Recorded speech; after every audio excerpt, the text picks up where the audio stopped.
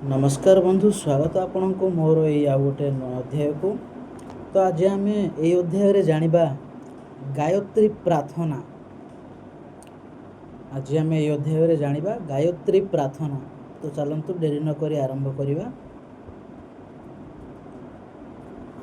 बाला बद्या तु गायत्री लोहिता चतुरा ननाम रक्तांबर द्वयोपोते मक्ष सूत्र करा तथा मंडल को धरा देवी सह बाहन स्थितिताम ब्रह्माणी ब्रह्म दैवत्या ब्रह्म लोक निवासिनीम मंत्रेण बाहये देवी मायांती सूर्यमंडलात्।